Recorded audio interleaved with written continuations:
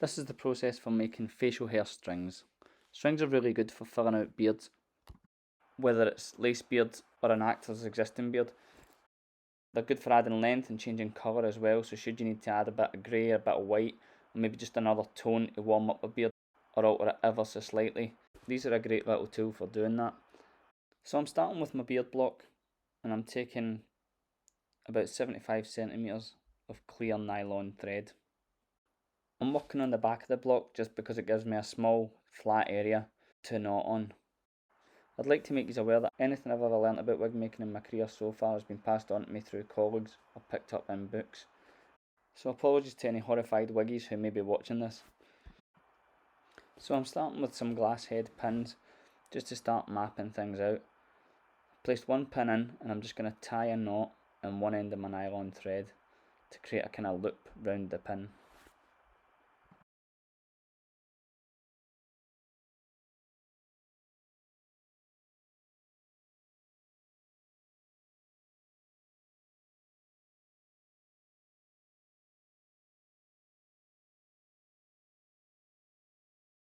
I'm just going to pull that knot tight and then push the pin in tight against the block.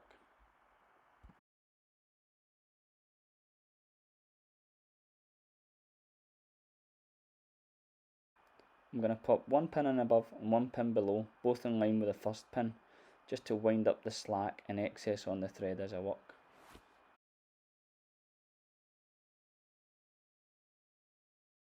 This will take up the excess on the thread, allowing me to work in small sections at a time.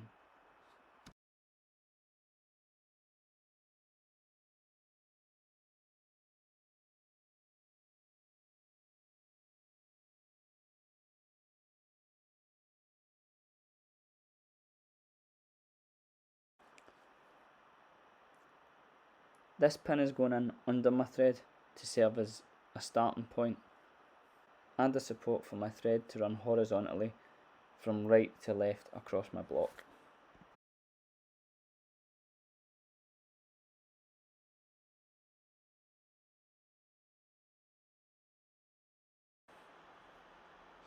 In order to keep the tension on the string, I've tied a loop in the end of the thread and popped another yellow headed pin through before tightening the knot.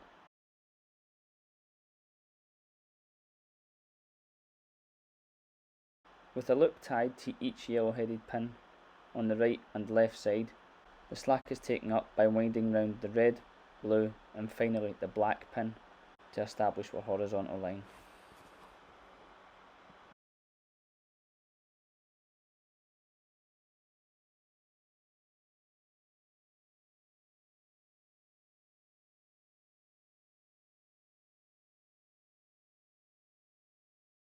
So here I've folded up a piece of brown paper. This is just to help make the hair more visible. I'll be using white yak hair, and against a white block it'll be difficult for you to see the process of actually tying the hair to the thread.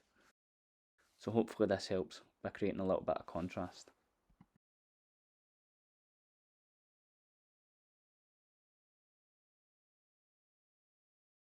So like I said earlier, I'm going to be using white yak hair for this set of strings. So working with small amounts of hair at a time, I turn the roots over on themselves to create a loop and pinch it between my thumb and index finger. I come in from above with my knotting hook, behind the string, and catch a small piece of hair from the loop. A small piece of looped hair caught in the hook is brought over the top of the thread, and the remaining tails are pulled through the loop to form a knot. This is pulled tight to lock the hair onto the string.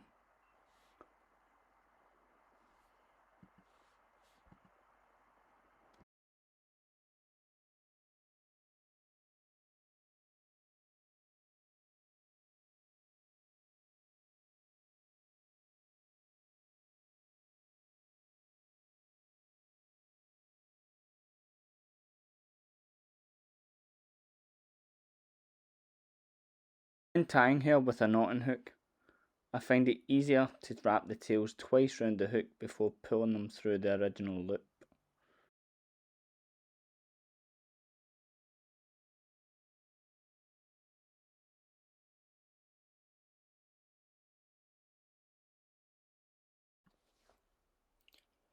Here you can see how movable the knots are once they're on the thread. This makes it easier for spacing and controlling the density needed.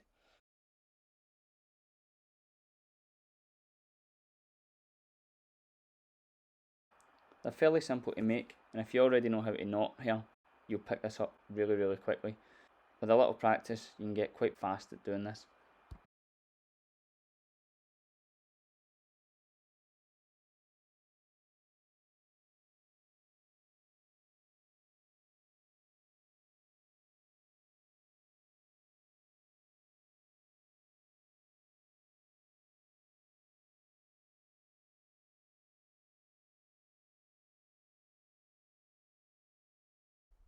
Once you've got to grips with knotting on thread, it's just a case of repeating the process to build up the length and density you need.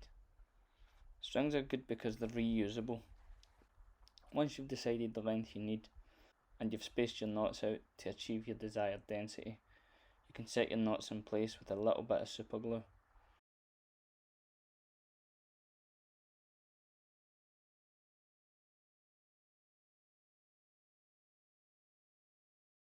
For obvious safety reasons, when setting your knots in place with super glue, it is best done on a block or with your strings suspended between two blocks.